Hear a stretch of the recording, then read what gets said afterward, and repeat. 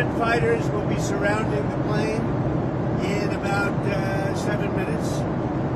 Oh, I heard they threw you out at the press conference. They tried, but Caroline stopped them. Caroline saved you. You're lucky. You're lucky. You were really out of control. How's the trip going so far? Well, I was It's going asking very you about well. your meeting with the Syrian I think president. it's going well. Great relationships. And now we're meeting with a group that's fantastic. The Emir is a great guy. I know him all very well. Who are you? Good, thank you. You're going to be surrounded by 8 fighters, in about 7 minutes. Then you say, do we need them? And when they say yes, that doesn't make me feel good, right? What's the threat? Did they tell you what the threat is? No, let's assume there's no threat. We have to assume that. How did you find the Syrian president? Great. Right. I think very good. Young, attractive guy, tough guy. Strong pass. Very strong pass fighter. Does that worry you But at all? he's got a real shot at pulling it together. I spoke with President Erdogan, who I'm very friendly with him. He feels he's got a shot at doing a good job. It's a torn up country. Do you think Syria will join the Abraham Accords? Yeah, but I think they have to get themselves straightened out. I told him, I hope you're going to join when it's straightened out. He said yes. But they have a lot of work to do. What about Lebanon? Do you think there's a path for Lebanon to normalize relations with Israel? A friend of mine is the new ambassador to Lebanon, and I didn't even know, and I never knew his relationship, but he was born in Lebanon, and he said, I'd like to be the ambassador. He's a very successful guy. And I said, that's very dangerous. He said, I don't care. I love my country, and it's worth it to do. So I'll go and interview him sometime. Michel. He's a great guy, but I think he's approved or almost approved. But, there's a danger there for a very successful man to go and do that. I said, you sure you know what you're doing? It's like Doug taking pictures, right? So you got some good shots, I guess. That's a beautiful scene. The last scene at the airport I thought was beautiful. We rode out together. And, they generally don't do that. They don't generally meet presidents. There have been some reports of the Syrian president wanting a Trump Tower in Damascus. Did that come up at all? No, that I haven't heard. We'll have to wait a little while. Everything's calmed down a little while with the country. I think he's got the potential to do. He's a real leader. And, he led a charge, and he's pretty amazing. But did you see him? Did you get to see him? He was there. He was with us at the event. Did the PGA Tour or Live Golf come up at all in your conversations with the Crown Prince? No. You mean the Live? Yeah. No, we didn't discuss it. What about that the Saudi intelligence agent? The 9/11 families want the Saudi intelligence agent to be extradited to the United States to face charges for 9/11. Did that come up in conversation? No, it didn't. But I know all about it, but it didn't come up. On Israel, you're not going to Israel. Does this trip sideline Israel at all? No, not at all. No, this is good for Israel. Having a relationship like I have with these countries, Middle Eastern countries, essentially all of them, I think it's very good for Israel. Can I ask you again on Israel? On the hostage deal, did any of your people speak with Israel about the release of the American hostage? I'm sorry, on the sanctions lifting of Syria. Well, let me ask on Edom first. What credit does Israel deserve, if any, for that release of the hostage? Well, they've been fighting a long time. They're warring. And I think they deserve a lot of credit. I think my people deserve a lot of credit, maybe the most credit. He wouldn't be there. If it weren't for us, he wouldn't be living right now. Probably none of the hostages would be living right now. And we probably have 20 that are living.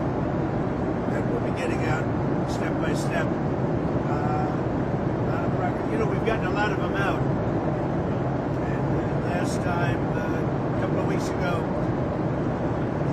10 people walked into my office, the Oval Office, and they said they had a 59 on their shirt, the front. And I said, what does that represent, the number of hostages? I said, wow, that's a lot.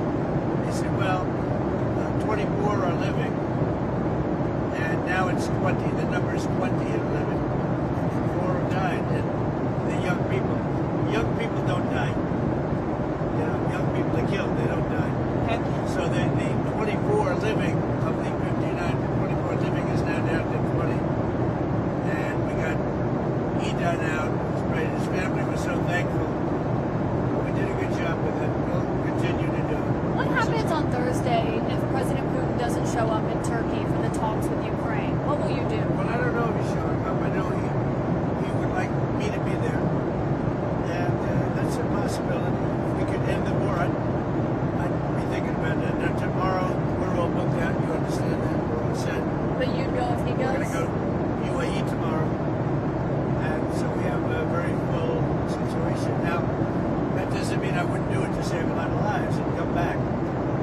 But, yeah, I think they're thinking about something. I don't know that he would be there if I'm not there.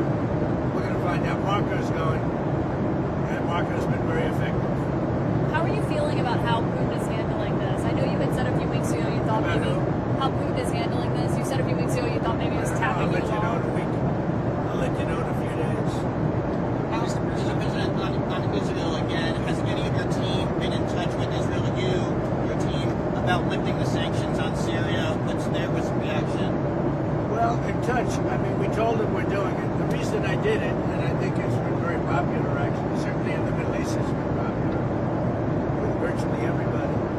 But the reason I did it is because I spoke with President Erdogan, who I get along with very well, and I spoke to Mohammed, as you know, was with them, and they thought it was very important to do. It gives them a much better chance of survival as a country. Can you show what Netanyahu thinks about it? I think what's happened is Turkey feels we should do it. Other countries. If you looked at my speech last night, which I assume most of you were at, I think the biggest applause was when I said that we're lifting these sanctions on Syria, and that's because they want to give Syria a chance to live and to be great, you know, etc. Mr. President, an Emirati government did a $2 billion deal. An Emirati government did a $2 billion deal using the Trump digital coins. How did that deal come about? I don't know anything about it. I really don't know anything about it, but I'm a big crypto fan, I will tell you. I've been that from the beginning, right from the campaign. I'm a believer in crypto, and if we're not going to do it, China's going to do it. The way I look at it, it's like AI. I'm a believer in AI because we have to have it. We're leading China by a lot. And in crypto, we're leading China by a lot. So I'm a big crypto You didn't fan. know about that? No. Senator Schumer said he wants to block your Justice Department political appointees until he gets answers about questions about the Qatari plane. What's your response? Schumer's, you know, he's become a Palestinian. Something wrong with him. I don't know. I've known him a long time, and there's something wrong. He's lost his confidence totally, and it's just something wrong with him. I don't know what it is with Schumer. Yeah, did you have a question? Go ahead. I've got two questions on Iran and Russia. Are you still considering secondary sanctions on Iran's oil exports? Let's see what happens over the next week. I don't really want to answer it because I want to see what happens over the next week. Go ahead. Okay, and then on Iran and Russia, are you considering sanctions on Russia for supporting Iran and for the continued war in Ukraine? Well, again, I don't want to talk about it, but I'm always considering the secondary sanctions. I had the secondary sanctions on Iran and drove them into bankruptcy, and there would have been no October 7th. There would have been no money for Hamas or Hezbollah or anybody else. So I'm always, and as you know, I put secondary sanctions on Iran again. And hopefully they're going to make the right decision because something's going to happen one way or the other. Very simple. It's going to happen one way or the other. They can't be friendly. We won't do it very unfriendly, and that won't be pleasant.